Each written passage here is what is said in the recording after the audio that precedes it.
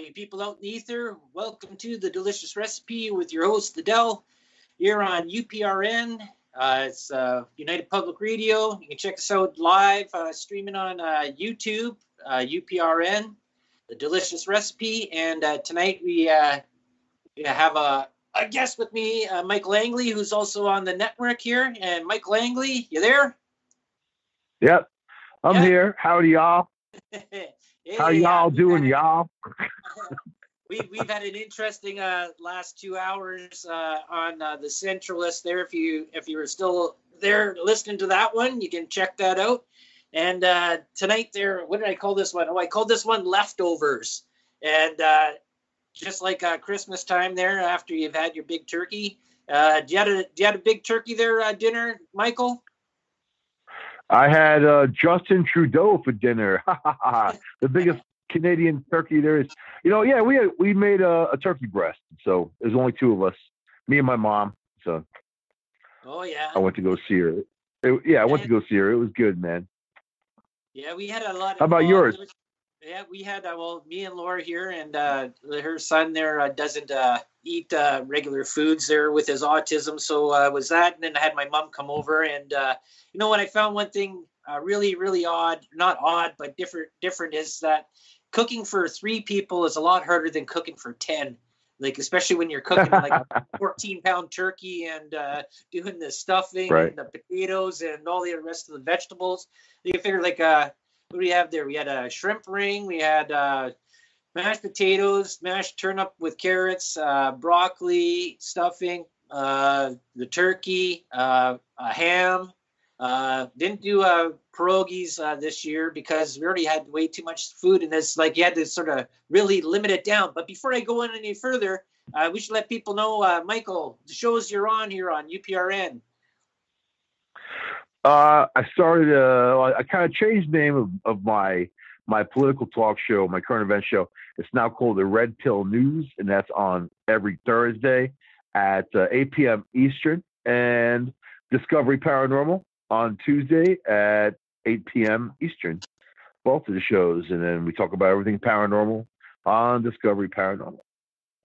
Right, and then we're also we get involved with the host chat, which has moved from Fridays to Monday, which is on the preceding 2 hours before this show, which is always interesting, and that goes from paranormal one week to political the next week, and as it keeps on going. And with this Leftovers, we're going to talk today about the scam, in a way you would say, of the recycling industry, especially dealing with plastics. And this actually comes a little bit into, ties into what we were talking about with China over the last 2 hours about their involvement. And with recycling here, even with plastics, there's very little amount of recycling that's actually done. It's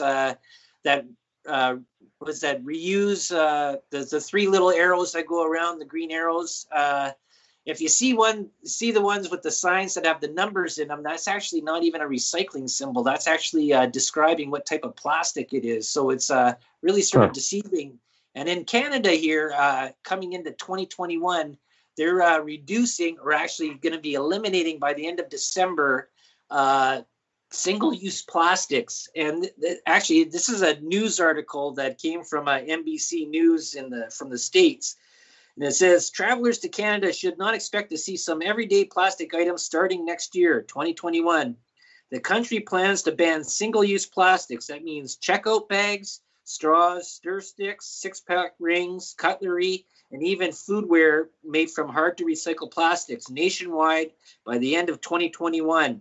And this is another thing that comes into this whole part about this Agenda 2030 too, that by the end of 2030, they're looking to reduce all plastic waste here in Canada, which is sort of a really sort of interesting thing, is that a lot of our recycling goes into secondary companies, right? And they're all get huge amounts of government money, taxpayer money to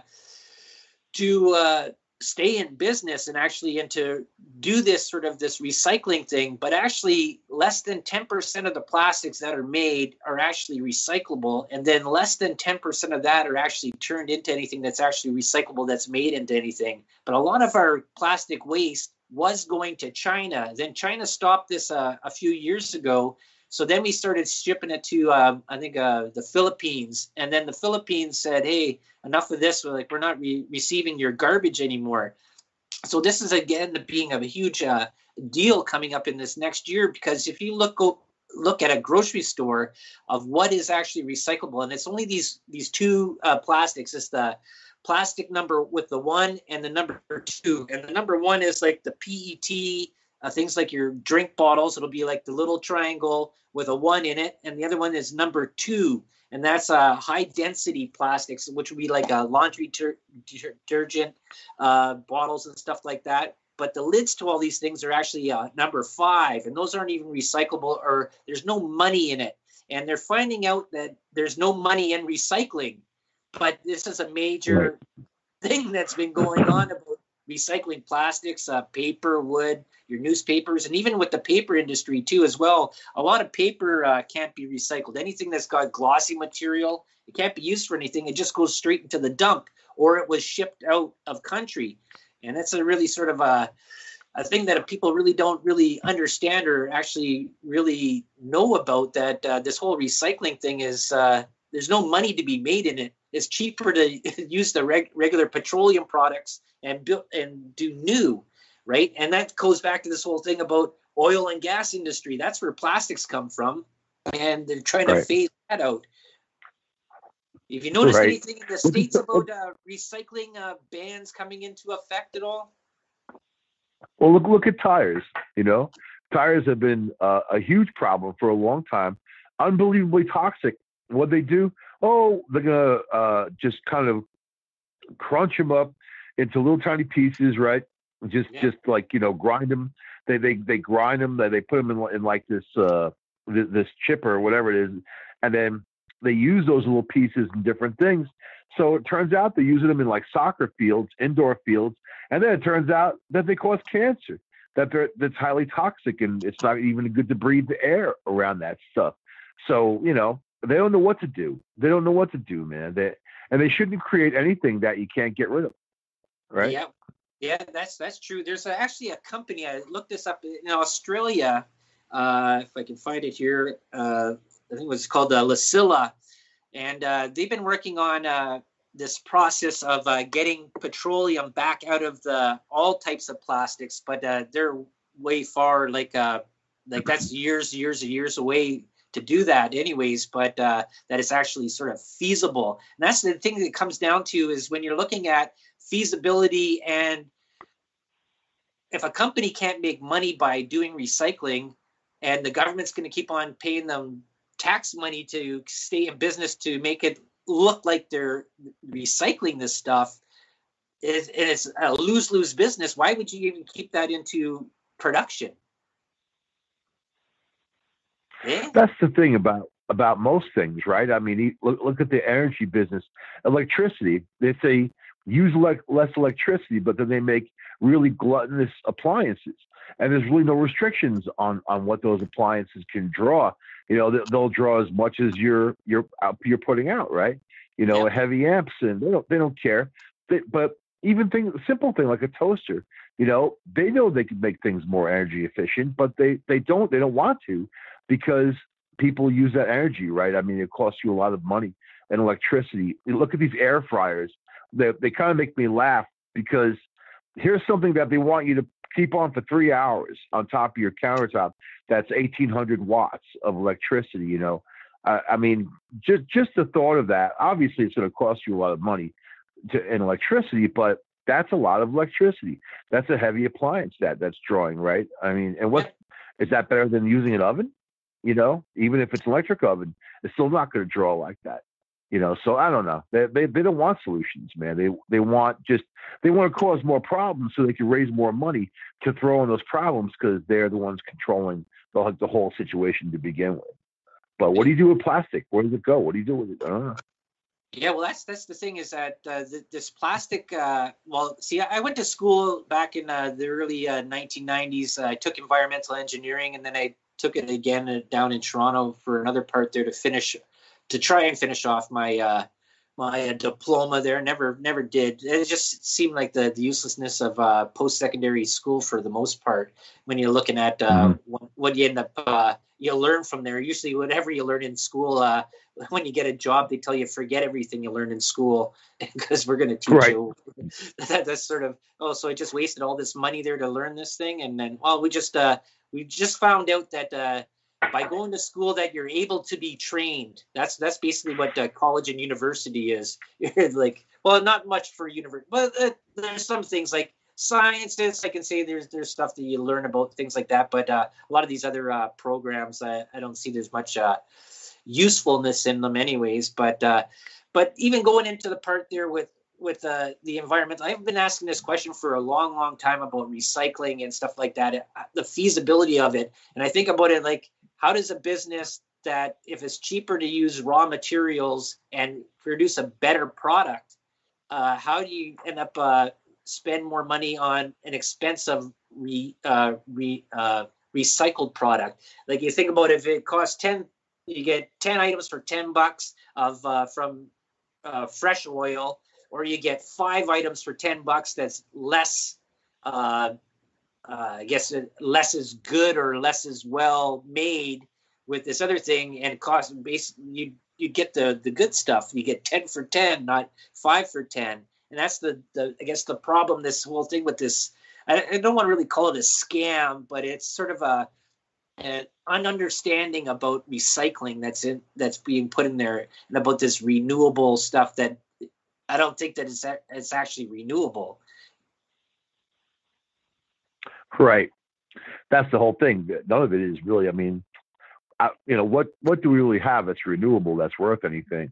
They have grandiose schemes for solar panels, or, I just drove the whole country, went back and forth. There's lots of wind out there. There's lots of these towers that are windmills. Windmills cost an incredible amount of money. I looked it up, and from the time that you make them, the manufacturing, the transportation, you put them up, it costs millions just putting one up. Then it doesn't last that long because they break them. And then to decommission them is nearly $500,000. Yeah. But the electricity that they make in their lifetime doesn't meet the goal of what it costs to put them up. So I don't know how they can sustain and do it unless these are all just government programs, right? And they're just throwing money away. Like literally throwing money away. Yeah, well, there's a really interesting documentary I watched a few weeks ago, and it was talking about biofuels and stuff like that. And biofuels is taking like trees, plant material, and stuff like that, and burning them in burners to create electricity, right? And they have others that also talked about these solar farms, wind farms, and stuff like that. And exactly right, the cost of putting these things in and the output does not relate anywhere to the demand of the electrical need. And because they are dependent on weather, sun, wind, water flow, and stuff like that, they still have to use coal and oil or nuclear to put up for that time when there is no wind blowing or there is no sun shining. There always has to be something running as a backup to meet the demand of the electricity that's being used. You look at about, like in my life in 50 years, the amount of electronics that has moved into the household, into the workforce, into just the amount of people that have bought more stuff that takes electricity is outstanding. It's tenfold from 50 years. And the demand of our electric power is insane. Like up here in Canada, Northern Ontario here, we have there's 3 different times during the day where the rate changes for electrical use. So like if you're going to run your washer and dryer, you want to do it after 7 p.m. because the rate is lower. Do you have that in the States as well? Do you have like this tiered electrical use? Do you have something you know like what? In the United States, like when I lived in the Lake George area, upstate New York, I had electric heat. So because I had electric heat, they gave me a better rate per kilowatt hour. And but different. You mean peak times? Does it cost you more during peak times? I have no clue. I'm sure that they do have some kind of pricing. Not so it would be obvious saying, okay, I'm not going to do this at this time of day, but and that's just New York State. I mean, I don't know about other states and what they do, in different power companies and that type of thing. So. Yeah, well, that's what they've done up here, anyways. Is that they've put in there's a three different price scales during the daytime, like it's going to be more expensive during the 9 to 5 daytime area, right? When businesses are running, where the demand is pulling more electricity compared to at nighttime when most people are sleeping. That's when the rate goes down. And I think it's weird how it goes, and I think weekend rates change and stuff like that. I don't have the list on me where the rates fluctuate, but that's the thing though. Could a country or could a town, a city, survive on the amount of solar and wind power? I've watched so many different documentaries. I've read so many articles on this. The amount of space that you would have to set up for solar panels and wind farm to power, say, a 500,000 population city would be way more than the footprint of the city itself. Well, there's a group out there. There's a group out there that says they can power the entire United States of America with this solar array they're planning on in Death Valley. So, I mean, that's their claim, and they want to invest a lot of money in it. So maybe not. I mean, it's hot out there. They get a lot of sun. I mean, but I mean, versus the cost of putting them in, panels isn't as bad. Like I helped one of my friends. We put in 14 panels at his place, and then we put 2 wind generators. And the wind generators that he used, a small, efficient, 650 watts per per hour, and goes into a battery bank. And they're running pretty much all the time because he lives on a windy hill. So for him, like he's got a very small house. He can run his whole house off of what he's drawing off those 14 panels plus the wind generation. So I mean, so it can be done for some people, but maybe not for others. And I've looked into it. I've looked into all that stuff. If it's efficient, I'm looking to have a cabin now, and I want to be as off the grid as possible. So I'm looking at compost toilets and things like that. It's good to educate yourself, but to run a house now with me, I like to be really warm in the wintertime, which I could achieve with a good wood burning stove and also supplemental heat.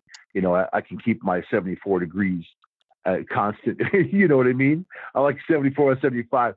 In the summertime, you want to have your air conditioning, but it's hard to run a whole house just off of solar and wind. I mean, you have to have a lot of it. Well, this big panel.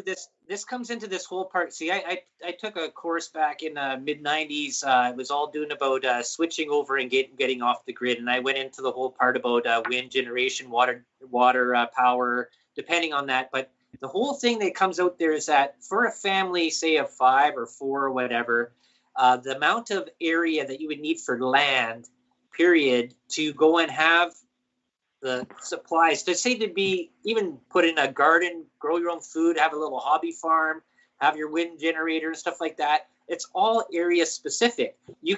People that lived in a city, this is not even feasible. You need acres of property to set up things. And plus also you have to be in an area where you have sun that's constantly, it has wind that's constantly, a water source to go off grid. Like you can do it out at a cabin or a camp and stuff like that, where you're away from the metro area. And that, yes, it is possible. And I've looked at this and I've priced it out. It's very expensive, way cheaper now than it was 25 years ago when I was first looking at this.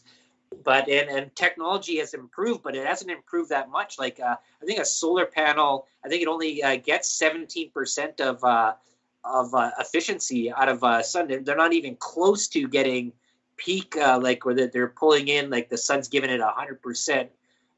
It's drawing 100% of the sun. It's only getting like about 17%. So there's this whole thing about this AOC Green New Deal, Green Party, and talking about this. Like this is big in the States for people that aren't aware about this. I'm up in Canada. I'm looking at this down there, and because of my background in that, I look at all this stuff. What is actually feasible, and how does this work? the spacing alone it's not there to meet the demand of today's society that is totally electrically plugged in. Right.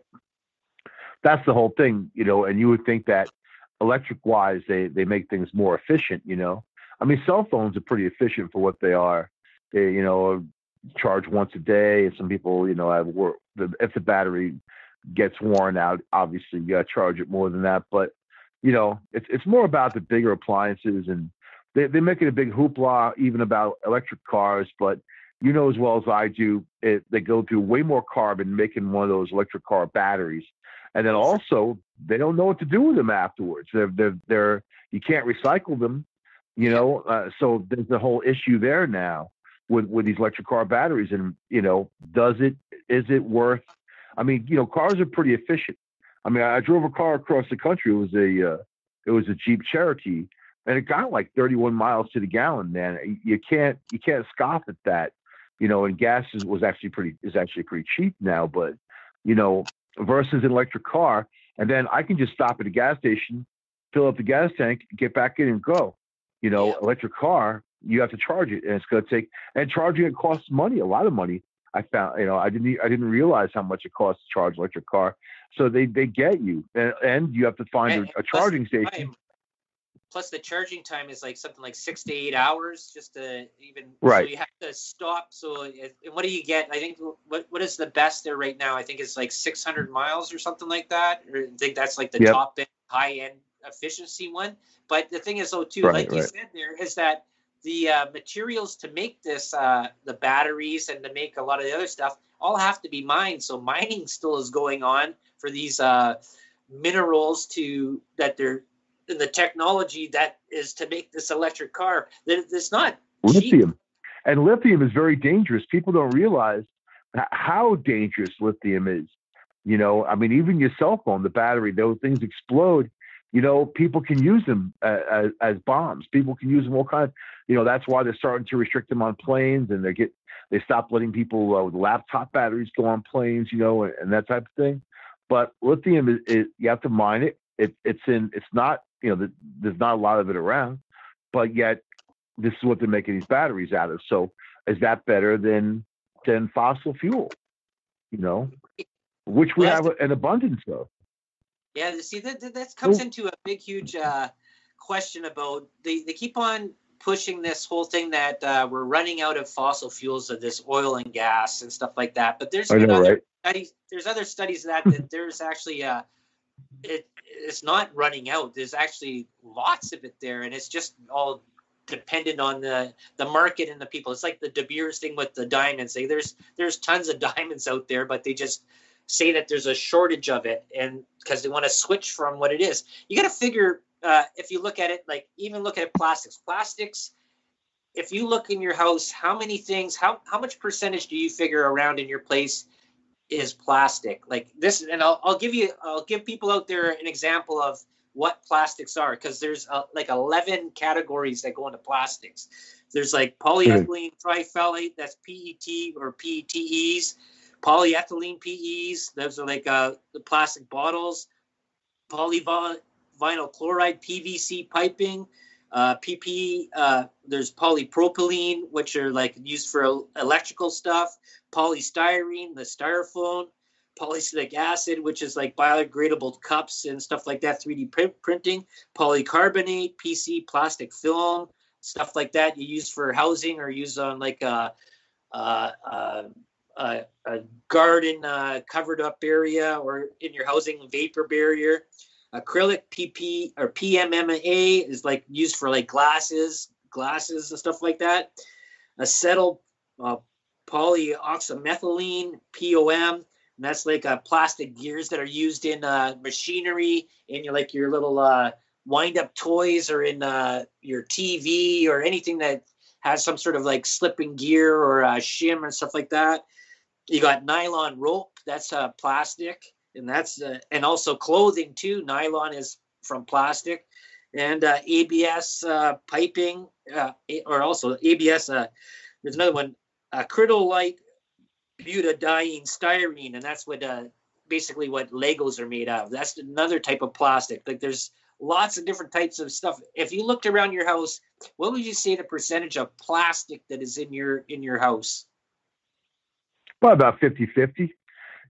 I mean, like you got carpeting that's made of plastic. A lot of furniture now is made of plastic. So I don't know. There's plenty.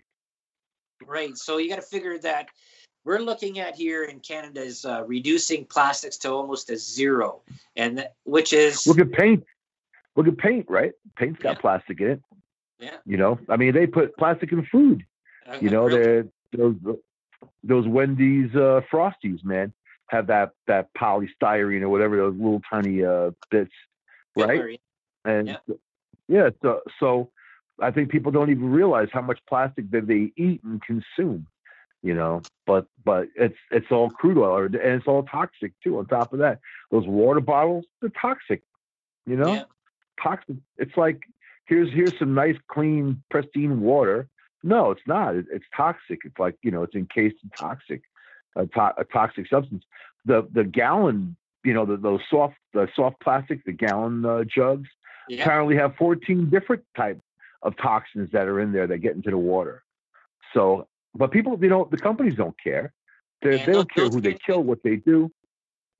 Yeah, those can't even be recycled either. Like there's only two plastics, in which I said there's like the number one and the number two. Number one is like the plastic bottles; they can be recycled, and things like shampoo and laundry detergent bottles. So those type of plastics are like your ketchup bottle and stuff like that. But the lids can't be recycled. There's no money in that, and that's the thing is that I think a lot of people think that all plastic, that stuff you throw in your bin on your garbage day when it's recycling, you're figuring all that plastic and that cardboard and magazines, stuff like that, that's all recycled, and that's all the stuff we're getting back. But it's 90% of that just goes into the landfill, and out of that 10% but they feel good. Only 10% is actually recycled. So that's but they feel good 1%. By doing it, by spending all the extra time sorting stuff, buying giant plastic bins to put your plastic in. They feel good. They feel like, wow, I'm saving the earth by recycling, man. But they have no idea what happens from that point on. None. The local company here, Casella, got busted taking all the recycling and just putting it into the trash instead, putting it into the landfill and not doing anything. So they're making the money. The county pays them. The state pays them. The local people who use them pay them. And these companies make a habit of doing stuff like that. It's corruption, right? It's corruption. Well, and who stops them? There is no money to be made in recycling, and it's a lose-lose business, and the taxpayer actually pays for it too as well. And they think that they're doing a great job. Like, don't get me wrong, like I like the plastics that I have and stuff like that. They're great for a lot of things there. But the thing is that the reality of it is that recycling is a myth. Oh yeah, like a lot of stuff. But that's the story they want to tell people. So they get people to they control you, right? It's about power and control, isn't it? You do what these guys tell you to do, no matter what the science is. It doesn't matter. No matter what their actions are, it doesn't matter. Look at all the politicians that told people to stay in and not go to restaurants and wear a mask. And those very same people are out in restaurants where no mask and partying down and whatever. These people are hypocrites. They're all hypocrites. You know what I mean? And that's the way it goes, man. Well, that's what we were talking about in the show before us. There is that a lot of the politicians they're all millionaires anyways. They don't care about anything. Like they're getting money paid out of this by whatever their lobbyist groups and stuff like that, or whatever, to pass bills to get things in there. And it's not helping to save the environment. They can stand on the platform like that AOC and say, "Hey, well, Green New Deal, this is all well and great." No, it's all a crock of crap. That's what it is. Like there's nothing is being greatly saved. You're not fixing it or saving the environment. Like I understand the whole thing about reducing your load and stuff like that and what you're using, and hey, that's all well and great. I think that's great, but you got to think about here in Canada, if they reduce all this stuff, what they say they want to do is get this single-use plastics out of circulation by the end of 2021. You got to figure how that impacts import that comes into Canada from other countries that we bring in products. They're not going to change what they're doing. So that just means that, hey, we're not going to get those products in here anymore. That's sort of a thing that people aren't even looking at. Like you look at your grocery store, you go in there, I bet you about 75% of the plastic that's in that grocery store is the stuff that fits on that list that they're going to be removing. Like the cellophane that's on top of your strawberries and all the plastics that, like almost everything comes in plastic. There's barely anything that comes in glass and cans. That's sort of been that shift that's happened over this 50 years of my life. And then going back the other way, like if you went into a store and getting like you can remember when they used to get Coca-Cola and glass bottles before they came out with those plastic 2-liter bottles or whatever, those gallons or whatever, or 1, whatever they are. Like you go into the convenience store, Coca-Cola comes in all plastic, right? Yeah, you can still get the glass here and there. There's also places that you can go to. Hard to get. But I mean, there's places you can go to and get, and get soda, whatever. They have like their own soda companies, and that they're few and far between these days. Yeah. But that's they're still out there. I mean. Oh yeah, no, I'm not saying they totally. We get them. We still have them here too as well. You can get still pop, and I'm just saying Coca-Cola as an example, but you can still get things in glass bottles and stuff like that. But actually, in the stores and convenience stores, grocery stores, and stuff like that, a majority of all the stuff there comes in plastic. And if you looked at that and you went here, if I'm just using as Canada because this is what they're going to do here for the next year, all those single serve things that come in plastic are being phased out. That's a huge demand or a huge change on the trade of goods internationally, what is being done, like what we're going to receive. Like that even goes to the stuff that it comes into the containers that aren't like those milk containers and even a sour cream container and stuff like that. Single use things that you're not using anymore. That's a pretty wide spectrum of things. Like this flashlight is multi-use, it's plastic, it's not single use, but this bottle is single use. Like that's a big change in and things to go in over a course of a year, and then to go over the next 10 years to phase out pretty much almost all plastic, which is going to be quite an achievement or a detriment to society here in Canada, I guess. The biggest problem is the population of the earth, man. Because the more people, that doesn't make it better. It makes it worse. The more usage, the more trash, the more stuff. I mean, we're at 7.8 billion. That's huge. And it's just going to keep going and going and going until, there's resources that get used. There's only a certain amount of fresh water. There's only a certain amount of food. There's only, nothing's infinite, in that realm. So, but these are questions that have to be answered one day, not by us. I don't know who's going to, usually nature takes care of stuff. If something goes out of control in nature rises up and puts things back in order again. Yeah, so we can look forward to that. Sort of interesting. I've been watching this really interesting show there on YouTube. He comes on once a day. There's Mr. MBB333, and he's been watching the Yellowstone super volcano there. Maybe that's what's going to be popping off there, and that'll eliminate a huge population and people to start off back. Who knows? There's lots of talk about solar storms impacting the earth. And it gets into this whole thing of this whole global warming debate and what it is. And a lot of these people that are on these platforms are just there to create money for something else. Like we don't hear about that Greta Thunberg anymore. You remember her? I don't worry about nature. I worry about people. Right. It's people that are going to do people in nature. I mean, there's always going to be some earthquake. There's always going to be some storm.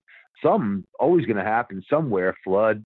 Yeah, I mean, but if you build a house in a place called Flood Alley, and it gets flooded, you can't be surprised, right? If you build a house in a place called Tornado Alley and a tornado happens by, sucks your house up, you can't be upset. You have to be like, well, we choose to live here, and that's what we got. So there's always going to be some cataclysm somewhere, Super volcanoes, man, anything could happen. I mean, that's the whole Earth is made. We're on a molten ball of mud and water and sludge, hurtling through the universe at over 180,000 miles an hour, spinning around. And I'm not surprised about anything. Nothing. Life isn't fair. I get that, but we're like fleas on the dog. And then people are out there crying about things that they have no control over, but yet the things they do have control over, they don't want to control because, they're out of control. And yet if they did, it would make everything better for everybody. But yet, there's a lot of non-caring in the world. That's the thing about it, this carbon footprint and this new thing with these carbon credits that the UN's trying to pass out there, that every country is given so many credits, and if you don't use them, you can sell them off to other countries and stuff like that. It's all a big, huge money scam. It's a huge. This environmental thing is a scam, and people don't realize that they're being scammed. It's like fake money, but all money's fake, isn't it? I mean, it's only what they put into it, and nothing's ever changed. It used to be like, American money used to be on the gold standard. Now it's not. So was it backed up? No one's even seen that gold since the 60s in Fort Knox. 1972. Yeah, I think it was the last time that. Yeah, it was somewhere back then. They used to have the local football team, the kids, come in and help them turn the gold. They got to turn it for whatever reason, and they haven't done that since those days. So who knows if it's even there? Who knows if some president at some point didn't kind of sweep it on out of there and make a deal? I don't know. All I know is that our money is built on slavery. It relies on slavery, and it's slavery of a system. So people go to work, they do their thing, the system runs, right? But what's money really worth? And when you look at what things cost, I mean, if you want something good, you got to pay for it, and cheaper is never better. But people do rely. Poor people, they rely on cheap stuff, right? And what's funny? What's the cheapest thing that you can buy for your house right now? You can walk into a store. The cheapest big appliance that you can buy for your house, and it's not a refrigerator. It's not an oven. It's a TV set, is right. And you can spend 100, 150, 200, get a big giant TV, and they want you to have it because it's programming. They want that. They want to keep people connected and hooked up and control your emotions, all the stuff the media is doing. Now it's a free-for-all. They're doing stuff now they wouldn't dare have done 20 years ago, because they would have been called out on it. But look, it's a free-for-all.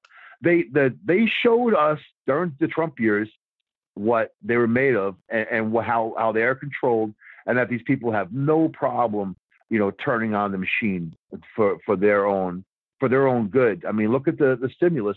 How many people got hurt? It was Nancy Pelosi that said no to the stimulus months ago when it was going to be $600 a week for people, $1,200 check, $600 a week for people unemployed, and coverage for restaurants. They left restaurants out completely. How do you think those little mom and pop restaurants are going to survive? They're not connected to big chain restaurants. They don't have that kind of influx of cash. They're going to go out and they're going to be gone, like the Great Depression, right? Depression came along. It killed tons of businesses. The banks came along. They bought up all the bad debt for pennies on the dollar, and they screwed people blind. Nothing's ever changed. That's what the Rockefellers did, right? They went there and they as it went down, they bought it all on pennies on the dollar and ended up becoming one of the richest families in the world. And they masterminded it, dude. You know what they did? They owned the corporation. And they owned the media. They owned all the newspapers. So they released a story that the banks were going insolvent. So everyone ran to the banks and took their money out. And then, of course, the banks went insolvent because they didn't have any capital to run. And then they closed the banks. So then a lot more people, the mortgages went. Anything that they had written went, and that's how they masterminded it. And still to this day, nobody ever really calls them out. They're robber barons, and nobody ever calls them out for doing it. In fact, they're respected in business circles and business schools where they teach people to screw people. That's greatly respected what they did, and that's the obscene part of this world, really. Is how they stand on our backs for cash. And what you want. Soros did for the UK, right? He made $1 billion in a day by breaking the UK bank.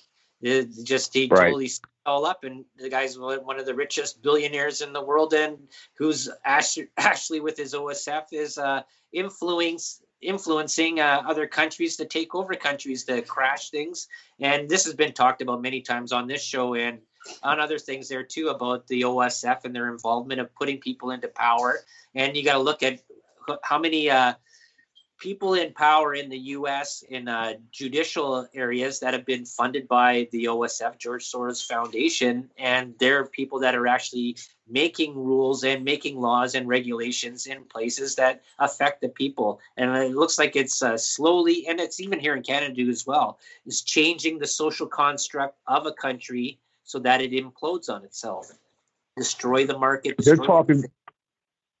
There's talk of making Obama the head of the UN, voting him in, and when you think of just think of that in passing, that kind of mentality, connected with now, of course, Biden is going to be in there for however long he's going to be in there until he falls down the stairs, and Kamala Harris. Biden even said that if something happens to his health, he'll step down quickly and then she could take over. It's like they're just set up to do it, but it's I don't care necessarily, because it's always the same. It doesn't matter who's in there.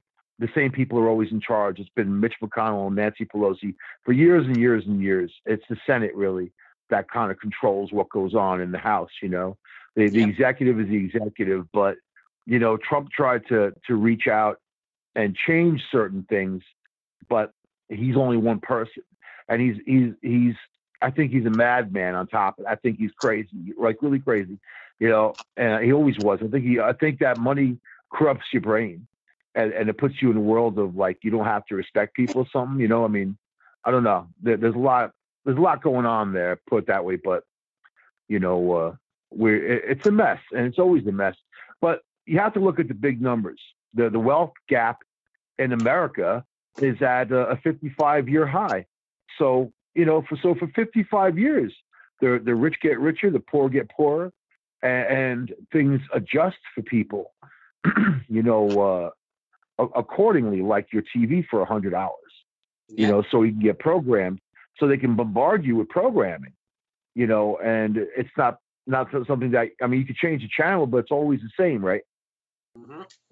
Yeah, for sure. So what do you think you could spend with $600 that you've been waiting on for 9 months? You mean pay bills? I mean, like, a lot of people have months and months of rent that's due. I mean, 8 months, 9 months of rent. What's going to happen to them a year down from there, where they owe a year's worth of rent? And that landlord's going to want it. Yeah, and interest on top of that. $600 doesn't even cover the interest on past due accounts. They made it so they couldn't kick people out and evict people, but on top of that, you're still going to have to pay the money, and then if you close businesses, people don't go to work.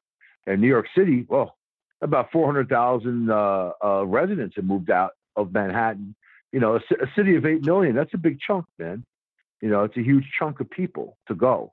Mm-hmm. Because they're either afraid, they don't want the COVID, they don't want the crime, or the business that they work for moved and they're gone. Yeah, well, that's going to be the big thing, right? Is that a lot of people are going to be looking at that exodus that was happening in New York State and stuff like that. Well, in certain areas where the taxes were so high, and people are like looking at it and saying like, well, people are finding out too, as well as that a lot of stuff that they don't even have to be at the office anymore. They can do their work mobily or at home. They did for certain jobs, but being there didn't make interestingly enough, the amount, because so many people are moving out of New York and California, New York and California are subject to lose, congressional officials and senators, so that's a big deal. That's because these are also big Democrat areas, but that's a huge deal when that crowd disperses and you start losing political power left and right, But that's what's happening now. And then, Andrew Cuomo, the governor of New York, the only thing he can say is, I'm going to raise taxes. But raise taxes on who? The people who don't have anything, the people who are left, in New York. I mean, businesses moved. They haven't done anything to keep the businesses here. They have their economic zones. It's ridiculous. Right. So you get $600 and then you raise taxes. So basically you give it right back again. See, this is all, they're like giving out money like this. Like, hey, it's all well and good. The people that actually need it, that is going to get them through the next couple of weeks there. But that's only just to give you a little helping hand for this little bit here. Like, this is not a solution to anything. It's good that it's happening, but it's not happening enough. Like, even here in Canada, like we shut down again as of Boxing Day, the 26th. And there in Northern Ontario closed down 14 days. Southern Ontario 28 days, and it's just whatever food and places that sell food. So Walmart open. Safeways or Dominion, grocery stores like that open, what they consider to be essential services and food services. So everything else, the mom and pop stores that don't sell food, closed, right? Everything's shut down again. And so none of this has happened.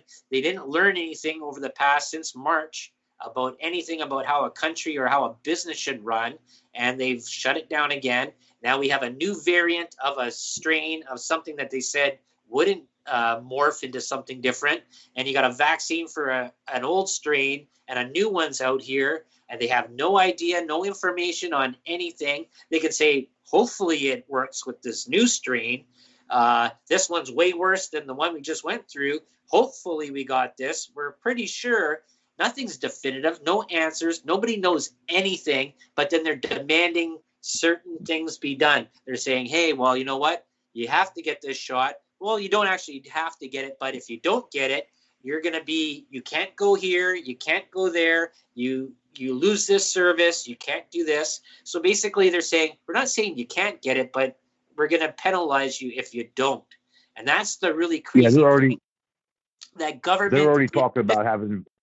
This is crazy thing that government's taken this kind of power, and people should be standing up to this period and going like, get these people out of office. Like, you guys, government should never be the parent and be the warden over you. And this is what we're coming into. We're coming into like a police state where government is demanding and enforcing things.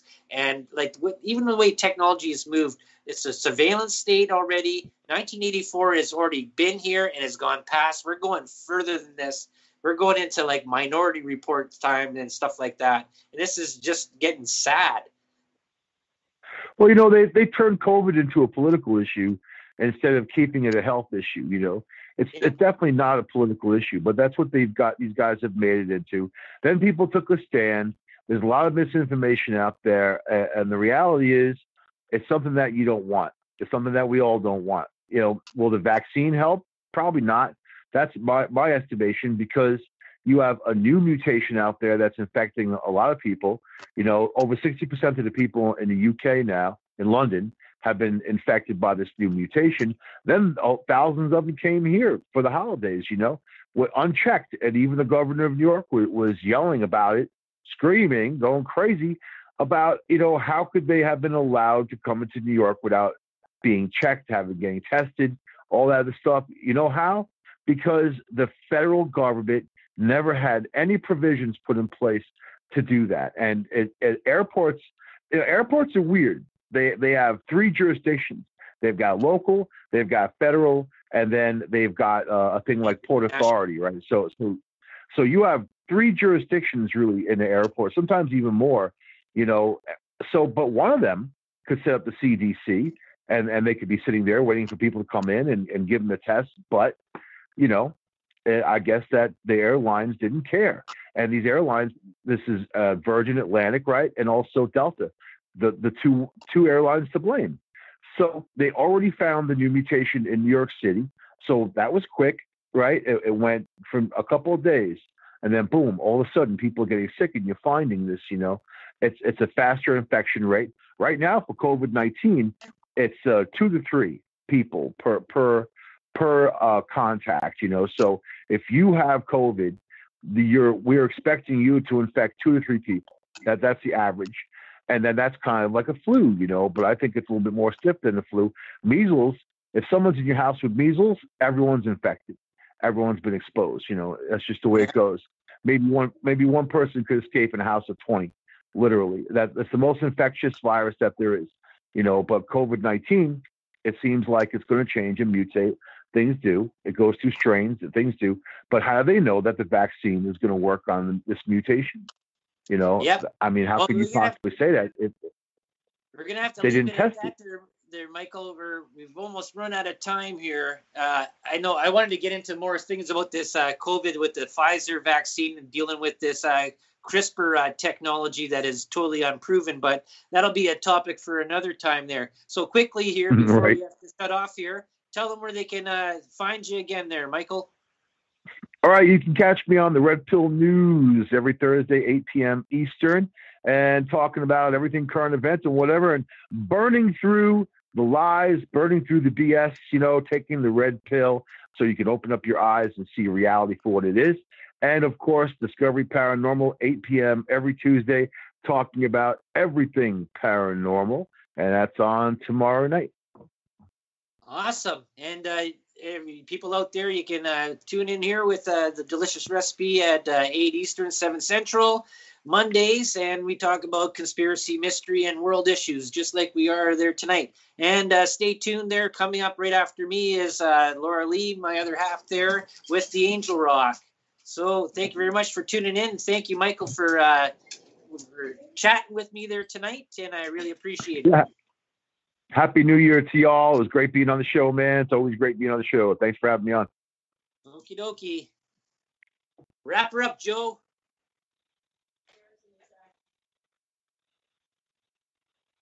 He's eating dinner. He's probably sitting there having a burger, cheeseburger. There you go. So we'll go on. So.